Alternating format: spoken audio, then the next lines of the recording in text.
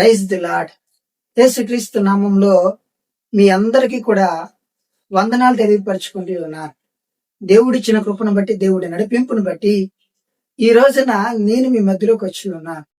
ప్రతిరోజు కూడా దేవుడు ఒక మాట తెలియపరుస్తూ మన జీవితంలో ఉన్న శ్రమలను బట్టి, బాధలను బట్టి, కష్టాలను బట్టి ఎంతగానో ధైర్యపరిచి ముందుకు నడిపిస్తూ ఉన్నాడు. అలాగే ఈ రోజును కూడా దేవుడు ఒక మాట తెలియపరచాలని ఎంతగానో ఆశిస్తూ నన్ను మీ మధ్యలోకి తీసుకొచ్చి ఉన్నాడు. ఈ రోజున దేవుని వాక్యం ఒకసారి మనం చూసినట్లయితే నిర్గమకాండము 14వ అధ్యాయం 14వ వచనం, యెహోవా మీ పక్షమున యుద్ధము చేయును, మీరు ఊరికే ఉండవలనని ప్రజలతో చెప్పెను. ఇశ్రాయేలు ప్రజలను మోషే ఐగుప్తు నుంచి తీసుకుని వచ్చేటప్పుడు ఫరో మరి ఎంతగానో వాళ్ళని ఇబ్బందులు పెడుతూ ఉంటాడు. ఎంతగానో వాళ్ళని వెళ్లకుండా అడ్డుకోవాలని ఎంతగానో ప్రయత్నం చేస్తూ ఉంటాడు.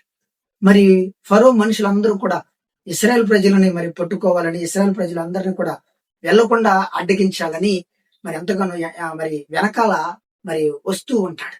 అలాంటి టైంలో దేవుడు మోషే గారితో మాట్లాడుతూ ఉంటాడు.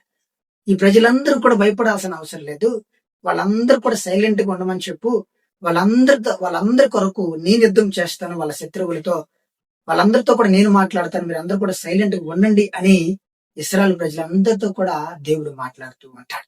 దేవుడు మాట్లాడిన తర్వాత వాళ్ళ ముందు ఉన్న ఎర్ర సముద్రాన్ని 2 పాయలు చేసి ఇశ్రాయేల్ ప్రజలందరినీ కూడా ఆ సముద్రాన్ని దాటించి తర్వాత వెనకాల వస్తున్న శత్రువులందరినీ కూడా అదే సముద్రంతో ముంచివేసి చంపివేస్తాడు.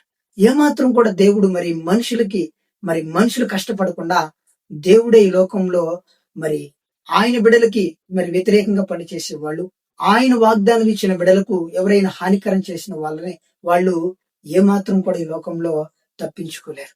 ఎందుకంటే ఈ భూమి ఆకాశాన్ని సృష్టించిన సృష్టికర్త అయిన దేవుడు సమస్తము ఆయన అరిచేతిలో ఉన్నది. మానవుడి జీవితం మట్టి బొమ్మ లాంటిది. మట్టి బొమ్మ ఎలా అయితే దేవుడు మనల్ని తయారు చేసి ఉంచి ఉన్నాడో ఆ మట్టి బొమ్మకు జీవాన్ని ఇచ్చి ఉన్నాడు. కాబట్టి ఆయన బిడ్డలను ఈ లోకంలో ఎవరు కూడా కదిలించలేరు, ఎవరు కూడా టచ్ చేయలేరు.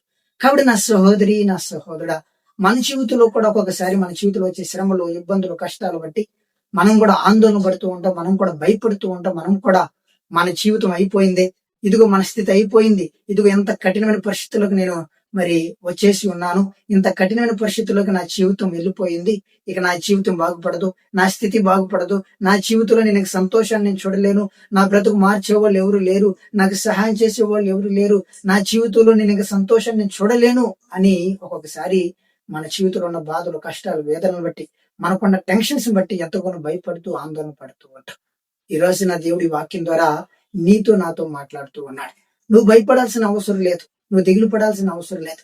నీ జీవితంలో నువ్వు ఎలాంటి శ్రమలలో నువ్వు బంధించబడినా, నువ్వు ఎలాంటి శ్రమలలో నలుగుతూ ఉన్నా కూడా అది నీకు కష్టం కావచ్చు, కానీ నాకు సమస్తము సాధ్యం, నేను నీకు తోడుగా ఉన్నాను, నీ పట్ల నేను యుద్ధం చేస్తాను, నీ పట్ల నేను కార్యం చేస్తాను, నువ్వు భయపడాల్సిన అవసరం లేదు, నువ్వు ముందుకు సాగిపో, నీకు నేను తోడుగా ఉన్నాను అని ఈ రోజున దేవుడి రోజుని వాక్యం ద్వారా ఆ రోజున ఇశ్రాయేల్ ప్రజలతో ఎలా అయితే మాట్లాడి ధైర్యపరిచి వాళ్ళ జీవితంలో సంతోషాన్ని బలపరిచి ఉన్నాడో, అలా ఈ రోజున కూడా దేవుడి ఈ మాట ద్వారా మనలందరినీ కూడా మన జీవితంలో ఉన్న శ్రమలన్నిటి విషయంలో కూడా మనకు కూడా విడుదల దయచేసి మనకు కూడా సంతోషాన్ని ఇస్తానని ఈ రోజున ఈ ఉదయ కాలమున ఈ వాక్యం ద్వారా మనందరితో కూడా దేవుడు మాట్లాడుతూ ఉన్నాడు.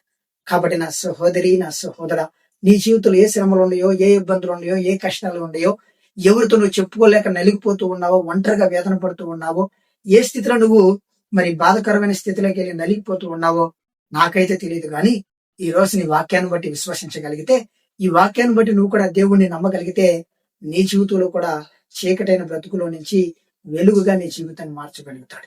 చీకటైన బ్రతుకు నుంచి దేవుడు నిన్ను సుందరంగా నిలబెట్టగలుగుతాడు. నీ జీవితంలో కూడా గొప్ప మేలులను, నీ జీవితంలో కూడా గొప్ప ఆశీర్వాదాన్ని, నీ కుటుంబంలో నీకు, నీ పిల్లలందరికీ కూడా మంచి సంతోషాన్ని ఇచ్చి దేవుడు ముందుకు తీసుకెళ్ళగలుగుతాడు. దేవుని వాక్యాన్ని విశ్వాసం ద్వారా నువ్వు నమ్మగలిగితే నీ జీవితంలో మేలులు చూస్తావు, నీ జీవితంలో గొప్ప బలాన్ని నువ్వు పొందుకోగలుగుతావని ఈ రోజు నీ వాక్యం ద్వారా మనందరితో కూడా దేవుడు మాట్లాడుతూ ఉన్నాడు. కాబట్టి ఈ రోజు వరకు మన దేని గురించి కూడా భయపడకుండా ఈ వాక్యాన్ని బట్టి, ఈ వాక్యాన్ని మనం విశ్వాసంతో నమ్మి మనం వెళ్లే ప్రతి పనిలో కూడా నాకు దేవుడు తోడుగా ఉన్నాడు, ఈ రోజు నేను నలుగుతున్న ప్రతి శ్రమ కూడా నా దేవుడు నాకు నేను పడుతున్న ప్రతి బాధ నుంచి కూడా నాకు విడుదల దయచేస్తాడు, నాకు సంతోషాన్ని దయచేస్తాడు, నాకు నెమ్మదిని దయచేస్తాడు అని విశ్వాసంతో మనం ముందుకు అడిగేయగలిగితే మన జీవితంలో దేవుని కార్యాన్ని చూడగలుగుతామని ఈ రోజున ఈ ఉదయ కాలంన దేవుడి వాక్యం ద్వారా మన అందరితో కూడా మాట్లాడుతూ ఉన్నాడు. కాబట్టి నా సహోదరి, నా సహోదర, ఈ మాటను బట్టి దేవుడు మనకు ఈ ఉదయ కాలంలో ఈ మాట తెలియపరిచిన దాన్ని బట్టి కూడా మనం ఎంతగానో ధైర్యం పొందుకుని దేవునికి కృతజ్ఞత తెలియపరుచుకుని మన ఈ ఉదయ కాలంలో ముందుకు సాగిపోతాం. ప్రేమ కలిగిన తండ్రి, దయగలిగిన యేసయ్య, నీ కొందనాలు స్థుతులు స్తోత్రాలు తెలియపరుచుకుంటూ ఉన్నాను తండ్రి. బ్రతుకు తండ్రి నైనా ప్రతిరోజు కూడా మరి ఒక మాట తెలియపరుస్తూ మమ్మల్ని ఎంతగానో ధైర్యపరుస్తూ మమ్మల్ని ఎంతగానో తండ్రి ముందుకు నడిపిస్తున్న దాన్ని బట్టి కూడా నీ కొందనాలు స్థుతులు స్తోత్రాలు తెలియపరుచుకుంటూ ఉన్నాను ప్రభా. బ్రతుకు తండ్రి, మా పట్ల నువ్వు యుద్ధం చేస్తానని, మా పట్ల తండ్రి నాయన నువ్వు కదిలి కార్యం చేస్తానని తండ్రి వాక్యం ద్వారా మరి మాట్లాడిన దాన్ని బట్టి కూడా నీ కొందనాలు స్థుతులు స్తోత్రాలు తెలియపరుచుకుంటూ ఉన్నాను తండ్రి.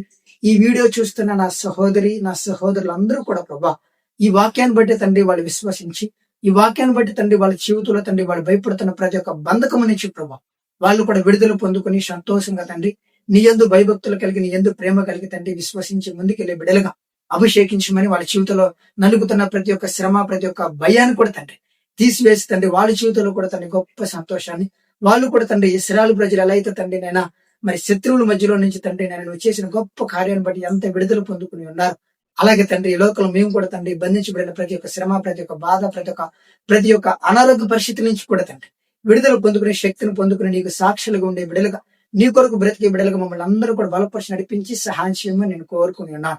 నీ చిత్తమైతే ప్రభా మళ్ళీ రేపు ఉదయకాలం వచ్చినంత వరకు తండ్రి ఈ వాక్యాన్ని బట్టి తండ్రి విశ్వసించి మా జీవితంలో ఉన్న ప్రతి ఒక్క బంధకము నుంచి తండ్రి మేము విడుదల పొందుకుని సంతోషంగా నిన్ను మహింపరిచి బిడలుగా మమ్మల్ని బలపరిచి నడిపించి సహాయం చేయమని కోరుకుంటూ యేసయ్య పరిశుద్ధ నామములో అడిగి వేడుకుంటున్నాను తండ్రి, ఆమేన్.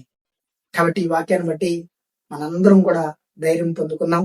దేవుడు మనకి తోడుగా ఉంటానని మాట్లాడుతున్నాడు. దేవుడు మనల్ని ధైర్యపరిచి మన పరిస్థితులన్నిటిని కూడా మనకి సక్రంగా చేసి ముందుకు నడిపిస్తారని ఈ వాక్యం ద్వారా మాట్లాడుతూ ఉన్నాడు. కాబట్టి ప్రతి ఒక్కరు కూడా ఈ వాక్యాన్ని విశ్వసించి దేవుని యందు భయభక్తులు కలిగి దేవుని గణపరుచుతారని మీ అందరికీ కూడా తెలియపరుస్తూ ఉన్నాను.